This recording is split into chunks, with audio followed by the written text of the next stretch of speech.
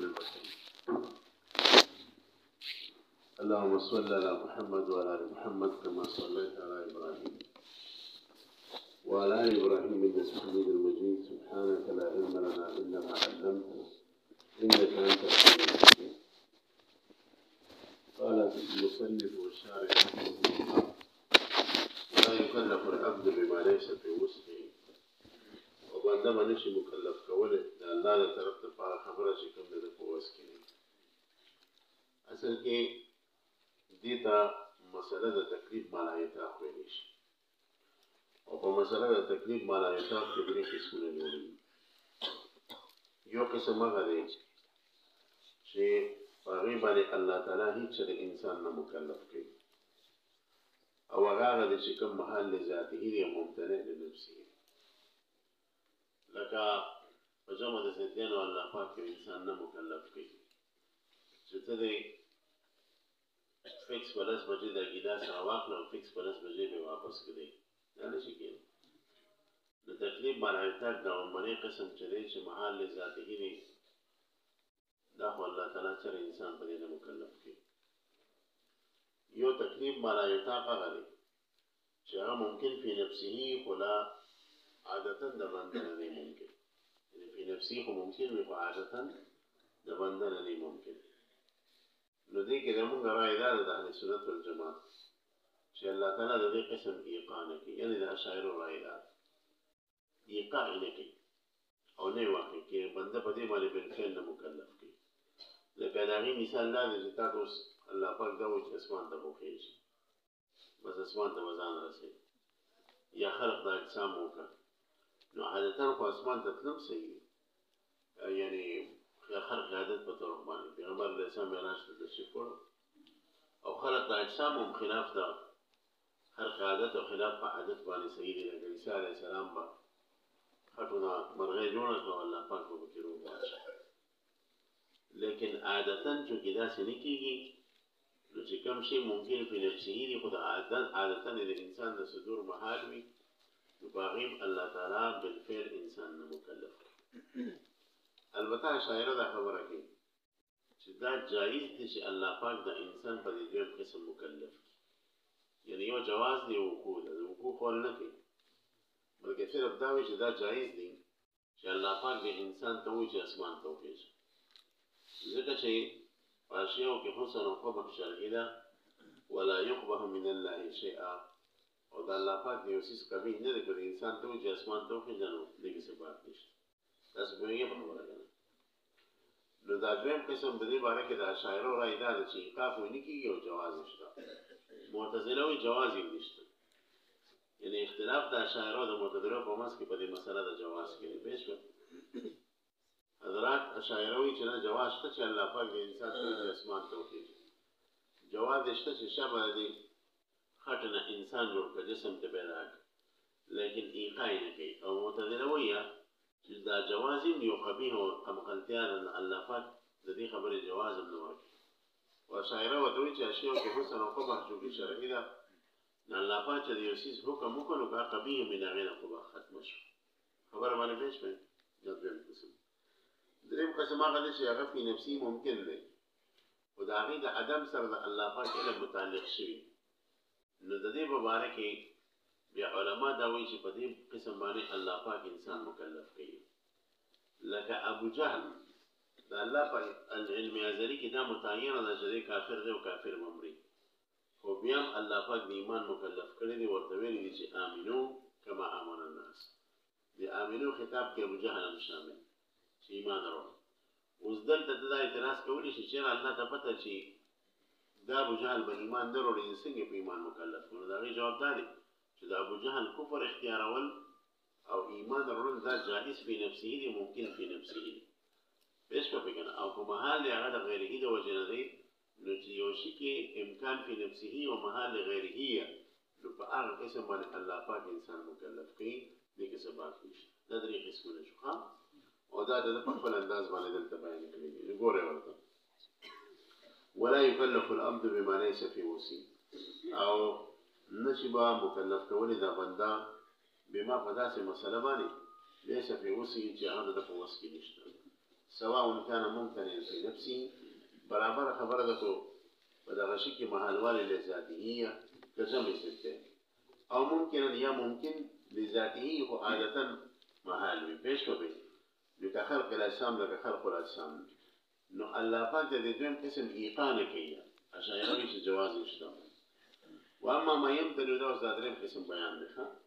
واما ما يمتنع بناء على ان الله تعالى علم خلافه او اراد خلافه یا چې یو شی د دې وجه ممتنع چې الله تعالی ته داغي د خلاف علم حاصلي یا داغي په خلاف اراده کړی یا لکه ایمان الكافر وطاعة العاصي فلا نزال في وقوع التكليف به نو پدې کې د جمهور په ماسي سنځان نشته چې دغه بنده په دغه خبره مکلف کیږي د الله تعالی اگر کو الله په علم کې دا دې به ایمان نه کوي او دا بنده ولې مکلف کو بلکونه مقدورا للمكلف بالنظر الى نفسه ځکه چې دې په دغه مسله چې ممکن په نفسه د ابو جهل ایمان ورل نه دا د مکلف مقدور ده چې په نظر د نفس سره واخلي او په نظر د غیر سره واخلي نو هغه ځان له خبره ثم عدم التکلیف دا اوس د دې قسم بیان شروع کړي دیم قسم تاسو خدمت کې ما دا بیان وکړو چې هغه ممکن په نفسه او عادتا دغه وقوع د انسان نه کېږي لکه الله پاک انسان ته چې خلق د اجسامو د دې ایقان کې نو په دغه ایقای باندې معترضون اعتراض کړی چې نه دا دویم قسم مواقع کېږي دا غي جوابونه دا ورکړل يسمى عدم التكليف بما ليس في الوسع متفق عليه بیا دا دویم قسم چې عدم وقوع تکلیف دا وقوع بغیر واسي ثم عدم وقوع تکلیف بما ليس في الوسع و هغه دویم قسم چې هغه عدم وقوع تکلیف په هغه څه چې په وس کې نه نو دا عدم تکلیف په دې سره متفق عليه مساله ده بقوله تعالى لا يكلف الله نفسا الا وسعها اذا برخبر بلش والامر في قوله تعالى دفع الاشكال ستاوي چې تکلیف باندې یطاق الله پاک نه کوي اعلان کړي چنانچه پر آدم علیه السلام ته مسمیات وخول او به ورته دغه اسماء وخول پېښو او پرشتو ته هغه مسمیات وخول خو اسماء ورته ونخول خو بیا الله پاک دې پرشتو ته وې انبيون به اسماء هؤلاء ناغي اسماء د مسمیات ونخولیش او چې آدم علیه السلام ته وې ناغه د مسمیات او اسماء وخول نو بیا الله پاک دې پرشتو ته وې چې د انسان په تاسو باندې مازه کوم چې کړی دې خپل خلیفہ جوړ خبره باندې پېښ وکړه اوس دلته الله پاک دې پرشتو ته مسمیات وکړ او دا و اسماء باندې دوی متری نه کړ او بیا الله تعالی و د حکم کې انبيون به اسماء هؤلاء نو دې امر کې د الله مقصد دا دی چې دې عاجز شي او دې خپل عاجزي تسلیم کې دا و چې انسان د الله پاک خلیفہ جوړېږي شي دا امر د تعجیز د پرادیس او د اعتراض نه کوي چې وګوره دلته الله پاک د فرشتي له تکلیف ملایکه کړی و دې یو داسې شي مکلف کړی چې دا په طاقت کې نو دا غي جواب دا دی چې دا امر د تکلیف ته پاره نه دی بلکې امر د تعجیز ته پاره دی خبره باندې پېښ وکړه والامر في قوله تعالى انبئوني باسماء هؤلاء للتعجيز دون التكليف دا التعجيز د پاره تکلیف د پاره نه وقوله تعالى حکایه دا بل اعتراض ورغی چې ته د تکلیف ملایکه ایقا الله پاک نه کړی د تکلیف ملایکه ایقا خو دا کوم تصور ده چې صحابه د الله پاک د سوال کې ربنا ولا تحملنا ما لا طاقه لنا به ان موږ رب په تکلیف باندې یطاق مو مکلف کې چې کوم ما لا یطاق ته باندې مو مکلف کړو نو صحابه د الله تعالی د ما لا یطاق د تکلیف د سوال دغه کوي چې په دې مو مکلف کوي چې او ته دا پته و چې الله پاک تکلیف ما لا یطاق کوي څنګه خو چې ولا تحملنا ما لا طاقه لنا به په دې باندې پېښ کړي نو دې جواب داري چې ربنا ولا تحملنا ما لا طاقه لنا به دا د موږ مسلې سره متعلق نه سره پېښ وکړي چې چونکه صحابه ته پته و چې الله پاک د مال یطاق تکلیف کې نو راشه سوال ته وکړه چې ربنا لا تحمل لو ولا تحملنا ما لا طاقه لنا به دا څه بلکې ما لا طاقه لنا به کې د تکلیف مال یطاق با ستنه ده سره د دینه مراد خدا دې چې الله په موږ مصیبتونو مراولي په موږ زلزلې مراولي په موږ سیلابونه مراولي په موږ سیلګانې مراولي یعنی داسې چیز داسې مصیبت په موږ مرامولي چې هغه موږ د برداشت نه باندې موږ تباہ برباد یا خطرناک دشمن را باندې موږ مسلط کړي نو هغه زموږ دا آیات زموږ د مسالې سره متعلق دی ښا دلته د ملایکات نه مراد چې کوم دی هغه نه دی چې کوم د کوم باس کو بلکې د ملایکات نه مراد دا دی چې منتدى أغي مقابلة والمشكل ولا كذا ليش في مصيبتنا شو دشون غلبة شو وغير ذلك. ده آيات زمود ذي مساليس الرسالة متعلق خبر ما نبيش ولا قول رتب. وقوله تعالى حكاية ربنا ولا تحملنا ما لا طاقة لنا به. ليس المراد بالتحميل هو التكليف. مراد بتحميل سرج ولا تحملنا ما لا دعنا ولا تكلفنا. مراد بتحميل سر تكليف تذي. بل مراد ذلك ولا تحملنا لا توصل إلينا بما لا يطاق من الأوارث. فيش وفي مرة سوى الله فقدان سي أوارث ومصيبتنا شمون داغي برداش نشكولي لك غلبة دا عدوش وزلزليش وسيلابون شوا فيش وفي كان لديش كم نيح أما ممكن ما فيش كوا ممكن مرة ولا سنة شمون داغي وشكوالا نقاليش إذا كم خبروا أنا فيش وكان وإنما النزاع في الجواز يدوم قسم كهم سر معتدلة بديك متفق ده شاعر وصل كبدي دوم قسم الله باك إنسان بالفعل نو مكلف فيه وآية جواد اشتا وكنشتا نو أشاعروي جواد اشتا أشاعروي جواد اشتا أو معتدلوي جواز نشتا أشاعروي جواد اشتا لا يقبل من الله شيء شيء الله باك ورتجايز إذا غشنا قبل بقبل ختم شو أو معتدلوي شيء هذا أقلا قبيح شيء دين الله باك شيء أقلا قبيح نبغي بس إنسان مكلف كيفا وإنما أو أصل كي بدي مسألة كي عين أصل دانا زانا زادا وأشياء كحسن وقبا أقليلا وبشرية أهذا المسألة رجل الشريعة أو بأغيكي موجد أشاعر خلافي ما تريد أشاعر خلافي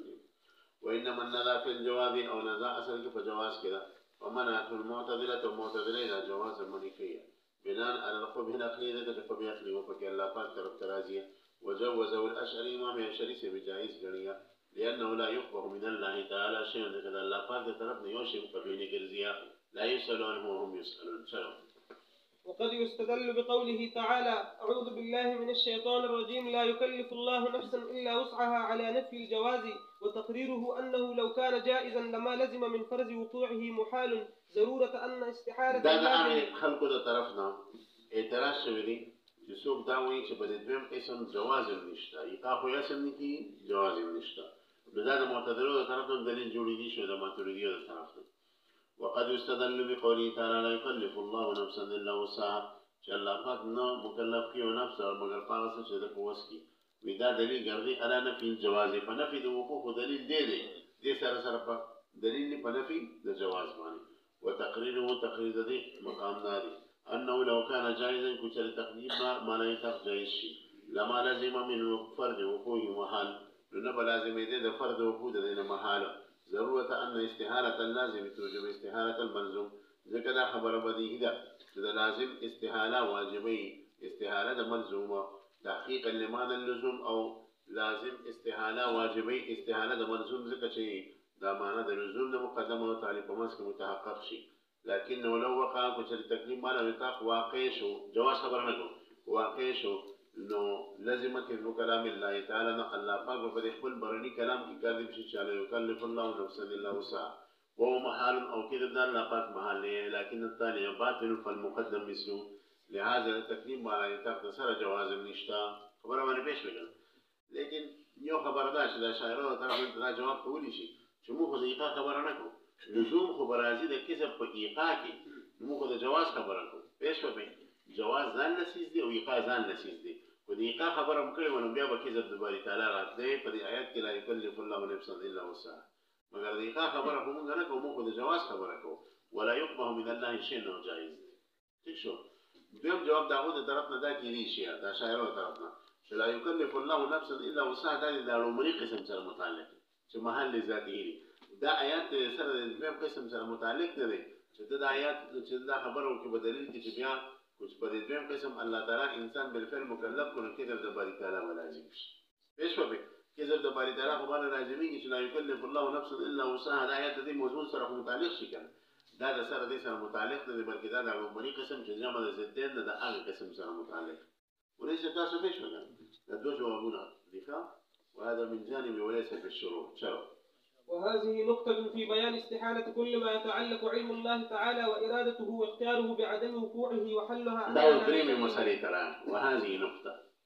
دريم مسألة تراغي يصيب في نفسه جائز ولغيره بغى محال برزي وبيعلم الله فاك إنسان فغيبا المكلف كي نظرا إلى ذاته پیش وکړه نظر الى ذاته به الله پاک پاغي باندې انسان مکلف کړي لکه ګوره د دنیا چې د دې وجود او عدم برابر دی وکنه او دا ممکنه ده په امکان خاص کنه اوس الله پاک د دې د وجود اراده کړې ده چې دا پیدا شي چې الله پاک اراده د دې د وجود سره متعلق ده نو عدم محال شو کنه چې یو شی جایز د ناسنګ محال شي پیش وکړي لکه دا دنیا دا ممکن ده په امکان خاص وکنه امکان خاص څه معنی چې وجود ضروري نه عدم او دی وخت الله پاک علم او قدرت او تخلیق د دې سره متعلق چې دنیا دې موجوده وي اوس د عدم چې دې محال دی وکنه وجود واجب شو کنه بیا هم دې دنیا ته ممکن وایي اصل شته ته واجب وي یا ته ممتنع وي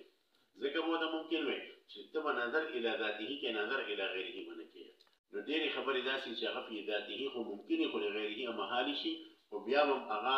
سره الله پاک حکم متعلق کیږي نو د ابو جهل ایمان چې غیره اگر چې هغه محال نه لیکن ذاته خو هغه ممکن نه کنه ځکه الله پاک مخاطب کړی د امر سره او امنو یې ورته ویلي چې ایمان ورو خبره باندې پېښ شوه وهذه نقطه نودا نقطه ده د نقطې جمع دوه قسم راځي نقاط د نقطې جمع نقط راځي د فعال پوزن او نکات د فعال پوزن باندې جمع نقاط نه ده ورته بس جمع سره نکات د فصیل لغت به او یا بین جمع سره نقط پېښ شوه وهذه نقطة في بيان استعارة كل ما يتعلق علم الله وإرادته واختياره بعدم وقوعه او دا نقطة په بیان د استعارې د ارغسیس کې چې متعلق کېږي علم د الله پاک او اراده د الله پاک او اختیار د الله پاک په عدم وقوع د سره وحلها حل په اصطلاح د منطقيانو کې تعین موضع الغلط کوي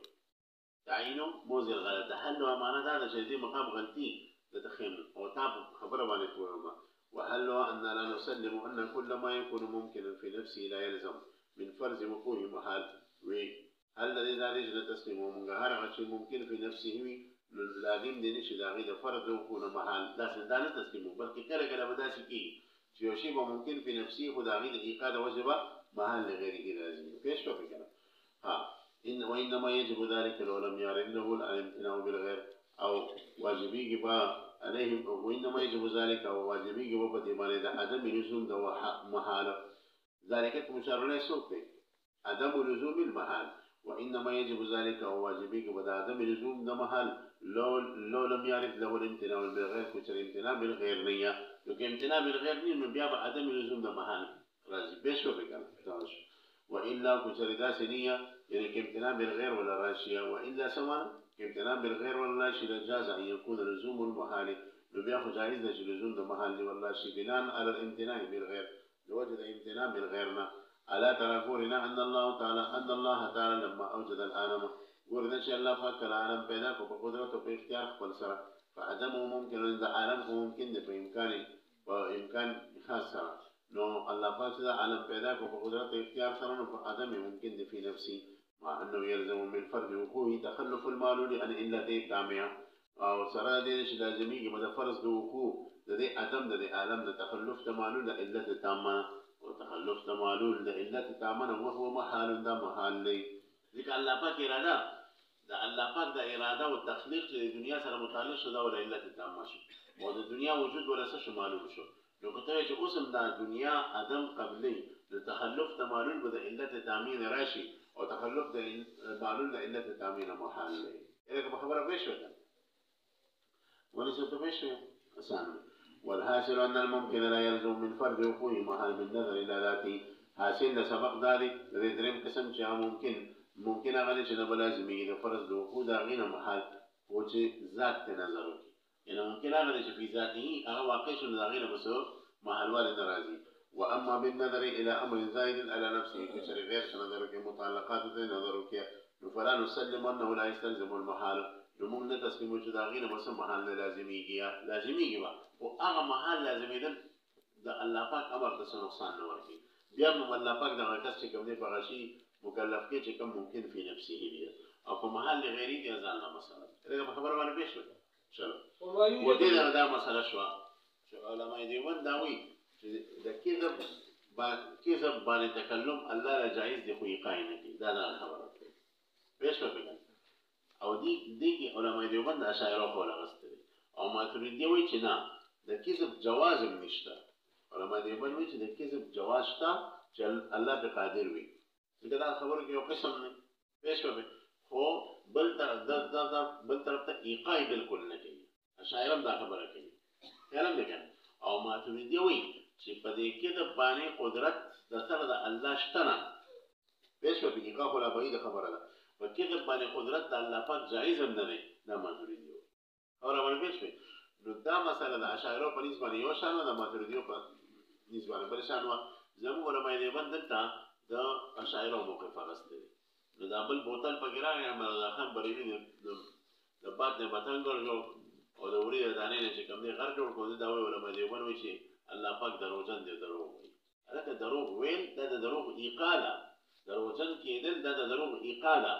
کوم ځای کې علماء دیوبند لیکلي دي چې الله پاک دروغ ویلي دي پېښ شوه دي خو دا وایي چې قدرت په دروغ کېدی شي د الله پاک دا دغه مسله ده خبره باندې پېښ شوه که نه یو جواز دی یو ایقاع دی په دواړو کې فرق دی جواز یې اشاعره قایل دي د دې وجه نه تاسو د شیخ الهند صاحب کتاب وګورئ الجهد المقل في تنزيه المعز والمذل